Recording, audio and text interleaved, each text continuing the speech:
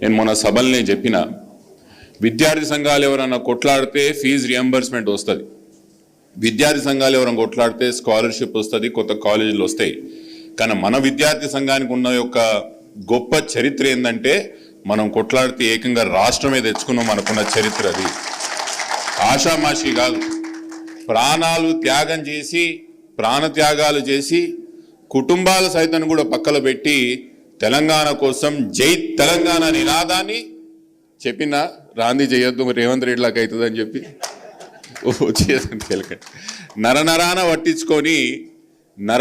పట్టించుకొని జై తెలంగాణ నినాదం ఒక ప్రాణవాయుగా మార్చుకొని మనం ఆ రోజు రాష్ట్రాన్ని ఎట్లయితే సాధించుకున్నామో మళ్ళీ తెలంగాణ రాష్ట్రాన్ని కాపాడాల్సుకునే యొక్క పరిస్థితి ఈరోజు వచ్చింది.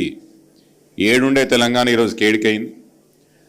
రైతులే కానీ, విద్యార్థులే కానీ, మహిళలే కానీ, మైనార్టీలే కానీ దేశవ్యాప్తంగా అన్ని రంగాల్లో మొదటి స్థానంలో ఉన్నటువంటి తెలంగాణ రాష్ట్రం ఈరోజు చేతులు ముందలు చాచి రైతులు, విద్యార్థులు, ఉద్యోగులు కూడా అడుక్కునే స్థాయికి ఈరోజు రేవంత్ రెడ్డి గారు 2.5 సంవత్సరాల్లో తీసుకొచ్చిండంటే ఇంకొక 2.5 సంవత్సరాలు నిజంగా ఈ ముఖ్యమంత్రి ఇష్టారాజ్యంగా చేస్తే మన పరిస్థితి ఏముంటుందని ఒక్కసారి ఆలోచన చేయండి.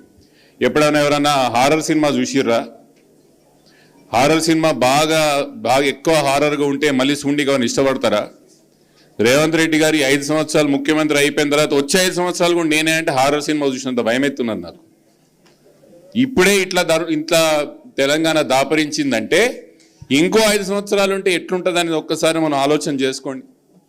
చాలామంది ఇక్కడ ఇంట్లలో వ్యాపారాలు చేస్తారు, రియల్ ఎస్టేట్ చేస్తుంటారు, లేదా చిన్న చిత్తగా సొంతంగా తల్లిదండ్రులు మనం ఏదో వ్యాపారాలు చేసే ప్రయత్నం చేస్తున్నాం. ఒక్కసారి మనసు మీద చేసుకొని చెప్పండి, అసలు మార్కెట్లో పైసలు ఉన్నాయా? ఏదైనా బిజినెస్ జరుగుతున్నదా? ఏదైనా పని చక్కగా అవుతున్నదా? అదే కేసీఆర్ గారు ఉన్నప్పుడు మన పరిస్థితి ఎట్లుండే? మా చేవెలలా గజం భూమి రేపు అమ్మకానికి పెడితే ఈరోజు సాయంత్రానికి ఎవరైనా వచ్చి పైసలు ఇచ్చిపోతుంది. నెల రోజులైనా, 2 నెలలైనా, 6 నెలలైనా మార్కెట్ రేట్ కన్నా 50% తగ్గించినా కూడా ఈరోజు కొననీకి ఎవరు వస్తలేరు. బిజినెస్లలో అవుట్పుట్ తగ్గిపోయింది, ఇన్పుట్ తగ్గిపోయింది. తెలంగాణలో ఉన్న పైసలన్నీ ఏడిపోతున్నాయి, ఢిల్లీకి పోతున్నాయి. ఇప్పుడు కేరళకు పోయినాయి, రేపు ఢిల్లీకి పోతాయి. ఇదే పరిస్థితి కొనసాగాలంటే మళ్ళీ కాంగ్రెస్ పార్టీ ఉండాలా? లేదు, మనకు స్వర్ణయుగం రావాలంటే మళ్ళీ మనం తెలంగాణ కోసం కొట్లాడాలా. మళ్ళీ కేసీఆర్ గారి పరిపాలన ఖచ్చితంగా తెలంగాణ రాష్ట్రంలో రావాలంటే ఈ రోజు నుంచి, మూసి నుంచి మొదలుపెట్టి తెలంగాణ రాష్ట్రంలో 2.5 సంవత్సరాల తర్వాత మళ్ళీ కేసీఆర్ గారు వచ్చే వరకు ఇదే అన్ని విషయాల్లో పోరాటం చేయాలా తమ్ముళ్ళు అని చెప్పి నేను కోరుకుంటున్నా. దాన్ని గెలు శ్రీనివాస్ గారే కానీ, వేదిక మీద ఉన్న నాయకత్వమే కానీ ప్రతి 3 నెలల ఇట్లాంటి అంశాలు తీసుకొని ఇక ముందుకు పోవాలా. నిన్న మొన్న మీరు న్యూస్లో చూసింటారు, కార్తిక్ రెడ్డి చేసిన ఎన్జిటి కేసు డిస్మిసల్ చూసిండ్రా?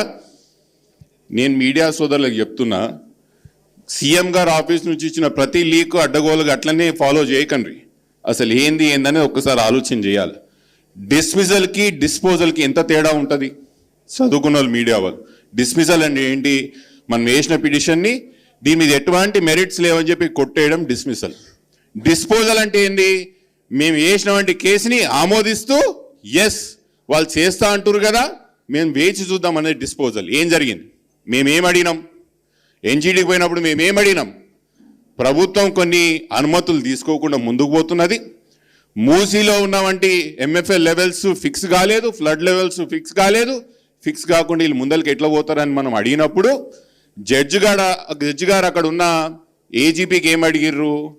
మీ పరిస్థితి ఏంది? మళ్ళీ వీళ్ళు చెప్తున్నటువంటి ప్రేయర్ అంతా కరెక్టే కదా? వీళ్ళు అడిగిన సంగతి ఏంటంటే ప్రభుత్వం ఏం చెప్పింది?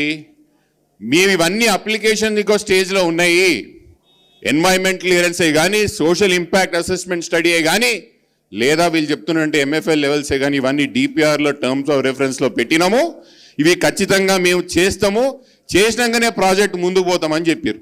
జడ్జి గారు ఏమన్నారు? వాళ్ళు చేస్తా అంటున్నారు కదా, if ever they do not comply with these issues మీరు మళ్ళీ మా దగ్గరికి తిరిగి రండి అని జడ్జి గారు చెప్పడం జరిగింది. ఇప్పుడు చెప్పుండ్రి, మనం తెలంగాణ రాష్ట్రం సాధించిన వంటి పార్టీ నుంచి వచ్చిన వాళ్ళం, కేసీఆర్ సైనికులం.